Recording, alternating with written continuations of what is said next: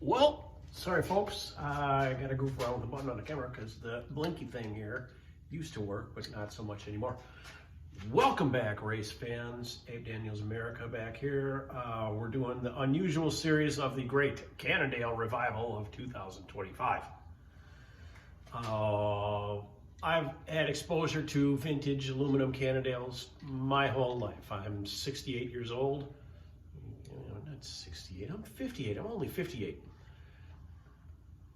Behind me, what you see here is something I bought for my 21st birthday. This is a 1985 Cannondale SR1000.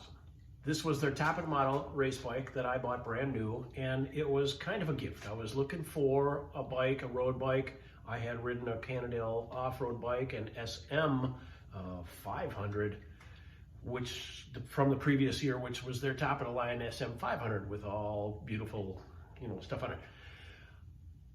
I bought this one. It was a gift. I was looking for a hot rod. The bike store that I knew said, no, maybe you want this thing instead. And I looked at it and I wasn't too sure. And after a year of riding it, I knew that I would keep this thing the rest of my life. And it is now, at this day, the rest of my life.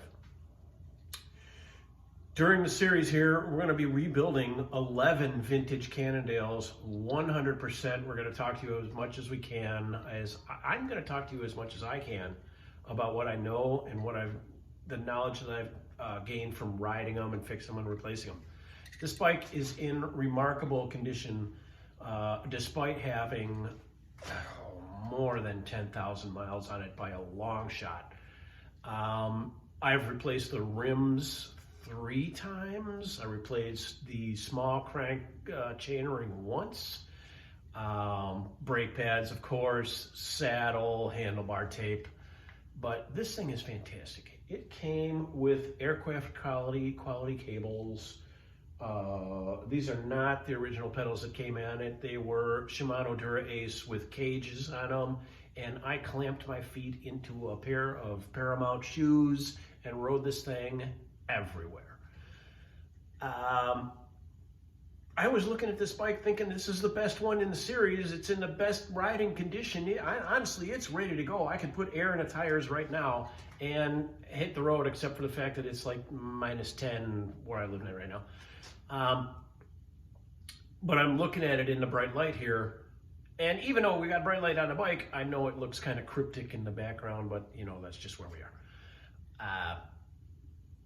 There's little dust and corrosion, and the whole frame needs to be polished, and I want to retension the spokes and lube the chain and just get this thing up 100% rolling again.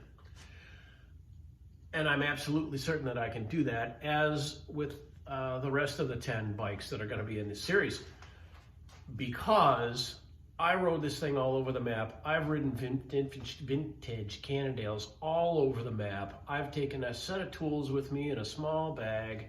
I know what they take. I know what it needs to do to make these things rock and roll. I've stood this bike up on the front brake. I've had this bike going more than 40 miles an hour on flat land with no wind. Not trying to boast or anything, but I've been doing a lot of riding. I've done this my life, and what I'm going to try and do in this series is let people know how to take care of their vintage Cannondales. Like I said, this is a 1985 Aluma Classic frame. It's got like filled smooth welds up here. These things are beautiful. They're all super smooth. We'll be showing some detailed shots of everything later on. I'm kind of I'm excited to work on my bikes, and we'll see how the video series works out.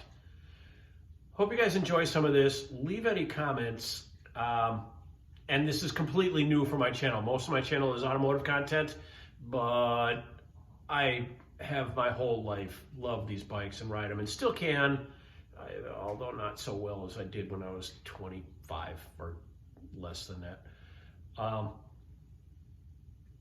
Just the same.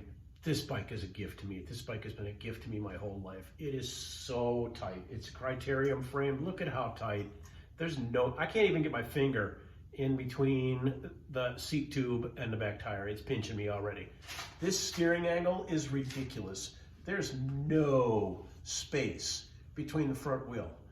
Sometimes, at different times when I had different shoes and different pedals, I would get contact between the back of the front wheel and the front of my shoe.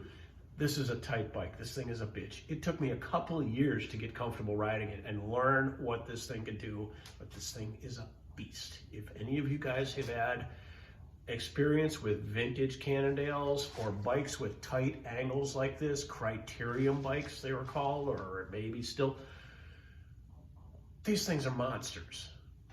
And I'm hoping to rebuild it to the original super shiny quality that it originally was. Plus the other 10 bikes I have, 3 road bikes, 3 road bikes, a mountain tandem, and the rest are mountain bikes. Maybe in different condition than these, but we'll see what happens. And I'm hoping for the best. And again, sorry, I'll get the little remote control here working again, but I gotta just go push the button on the camera now. Have a good night, folks.